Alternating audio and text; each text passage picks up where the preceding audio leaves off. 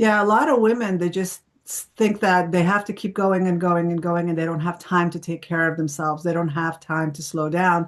But actually, the more you slow down, the more you take care of yourself, the more productive and efficient you'll be because your mind is functioning at its optimal level. And it starts with if you have no control over the amount of like let's say you're an entrepreneur and you're working for yourself, so you are a little bit in control of your schedule, but what if you're a corporate person and you're not in control of that schedule? What do you do then? And it's for regardless of where you work, it's about controlling what you have control over. And we have control over our reactions. We have control over the time we go to bed. We have control over the kind of foods we eat. We have control over taking the time. For me, it's really, really important to have a slow morning. But it's also really, really important for me to get enough sleep the night before. So if you're the type of person that likes to work really late because that's the only time you have, because the house is quiet and you're scrolling or you're working until 2, 3 in the morning, I would say flip that around. Go to bed earlier and then get that deep sleep that you need because our brains are wired with the setting and the rising of the sun. So when the sun is setting, our melatonin production goes up and it goes up and it stays up between 10 to 2, 10 p.m. to 2 a.m. So I would rather you go to sleep early and get that be in deep sleep during that time and wake up even at 4 in the morning, as long as you've had that opportunity to go into that deep rest and relaxation. Because during that high melatonin production, we go into that deep coma-like sleep where our brain is literally washing itself Mm. and our body is literally repairing itself. And so we need to give our body that opportunity. And when we feel rested, we can get up early and start working and having that quiet time before the kids wake up, before the husband wakes up, before, we have to rush to work. The slower you can have your morning, the better. And a lot of women also are running on caffeine because they're so exhausted and they end up exhausting and burning out their adrenal glands as well. And so when you're that exhausted, you're just pushing and pushing and pushing. And the only thing you're running on at that point is the adrenaline and the stress because you have no more fuel left. And so you want to make sure not to have caffeine first thing in the morning. If you're dependent on it, that just means that your brain is wired for that caffeine. And so you can't, it takes a couple of weeks, actually, maybe 3 weeks for you to completely reset your brain to normal. But so for a lot of people that can't afford that, or the headache or the withdrawal of the caffeine can be too much, you can start with having some black tea or matcha tea.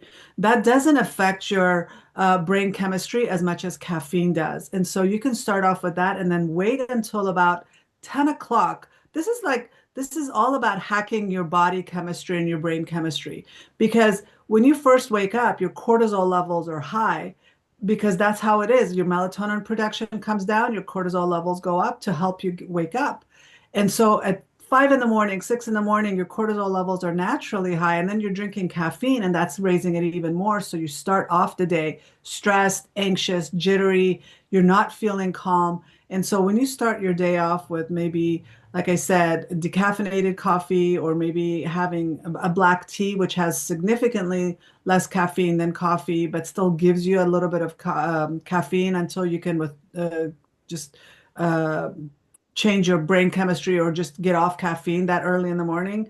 And then wait until 10 when your cortisol level is naturally coming down so that you can have your first 1 cup of coffee. 1 cup of coffee is probably all you should be drinking during the day because for people that are stressed or anxious, caffeine is going to make them feel even more anxious. And so for that reason, it's important to delay it as much as possible and then have that first cup of coffee at 10 in the morning. And then have a slow morning. Have like get up and maybe start your day in a very slow way. Maybe be more mindful as you're brushing your teeth. Be more mindful in the shower. Really feel that water hitting your body. Really feel the stress just washing down the drain if you're taking a shower in the morning or when you're brushing your teeth. Just be really mindful about those bristles on your gums. So these are little things that you can do. And then find time throughout the day to take a moment to reset and recharge because when we're constantly driven by stress, it literally it makes it difficult for our body to rest and repair itself. So you have to reset that central nervous system of yours. You have to calm your system down as much as possible. So I like to say that every hour, maybe you can set your alarm on your phone for a 2 minute break, 2 minutes of just breathing and just closing your eyes and resetting and breathing. Or you can do like a 5 minute health snack where you're just maybe getting up and stretching for 5 minutes, getting up and just calming yourself down, or going walking around the house for a little bit, doing some stretches, doing some squats or lunges or whatever, just doing something that's going to help you just reset and reframe. Those are just some starting points that you can do. Obviously, journaling is a great way to really get rid of all the stress that you're dealing with. And I like to, when I say journal, get into it in a way that you cuss people out if you want to. If you're really angry, get that rage out in your journal. If you're really upset and sad, get all that energy, because with every thought, there's a lot of energy.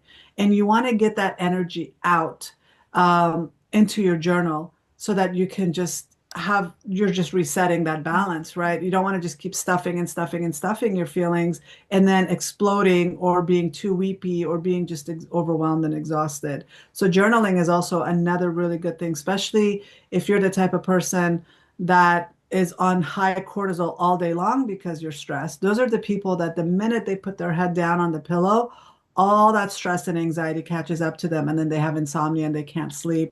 And then so they're set up for a terrible day the next day. It just creates a horrible cycle.